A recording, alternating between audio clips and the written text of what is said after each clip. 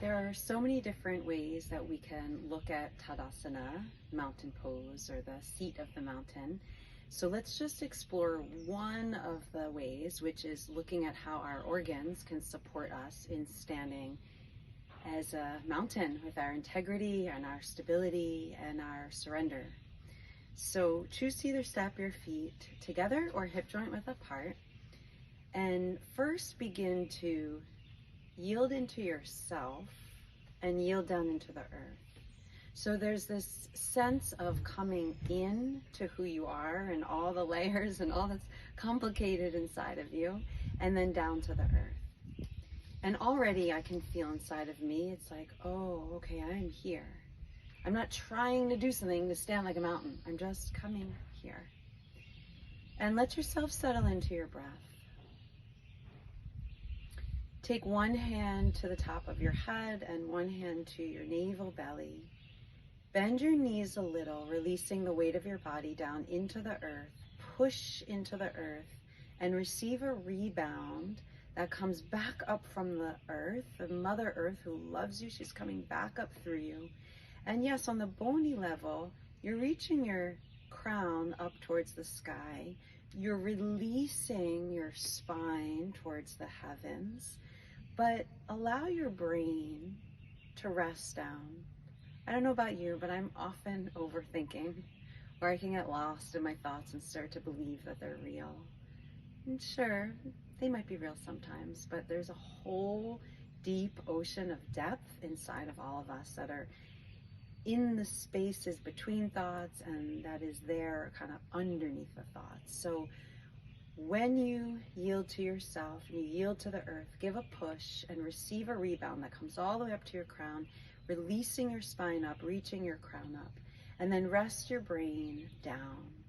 Open your jaw, float the soft palate, the cave of your mouth, up. It domes up a little like an umbrella opening, brain resting down onto that.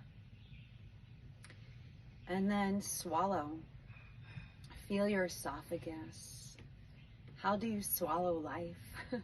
How do we swallow what's going on in our world? But we try. And see if you can feel your esophagus yielding back into you, just resting back into you as it slides down to meet your stomach. And maybe place your hand or both hands on your stomach, or you just visualize and let your stomach just come into you. And imagine your stomach as this kind of open vessel that's saying, yes, I will receive nourishment and I deserve nourishment. So there's this place of restfulness in your stomach. Now, from here, take your hand a little lower, or hands, to your small intestine. Your small intestine, which is held in the back by the mesentery, is meant to yield into you. Not to be pulled in, it's not a pull in of my belly, but it's a soft, rippling, undulating wave-like, a gathering, like a self-hug of small intestine into you, comes towards your back abdominal wall, and it spreads wide. And this can really support your lumbar spine a lot.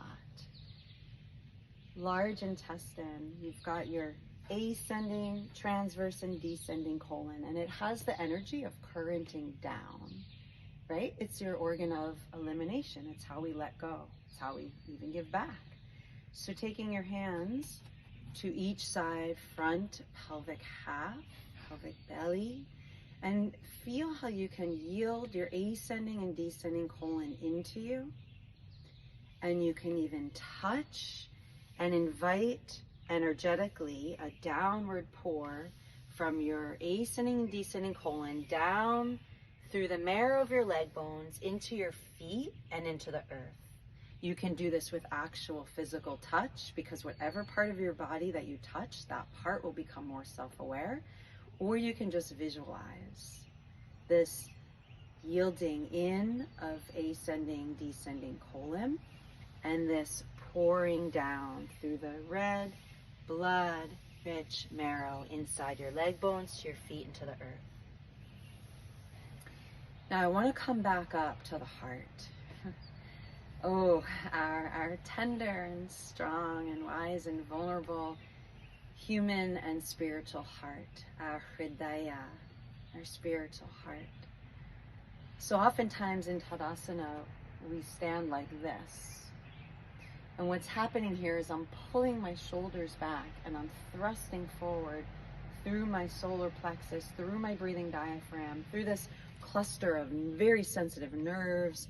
And essentially what's happening is I'm hardening and closing off the back of my heart while overusing the front of my heart. It's kind of like a, yeah, I'm okay, everything's okay, and I'm gonna be here. But the truth is everything isn't okay. We're living in the world, and sometimes things are beautiful and amazing, and sometimes things are full of grief and full of sorrow. And we're in this dance to invite our Hridaya, our spiritual heart, the divine heart, to help us hold it all.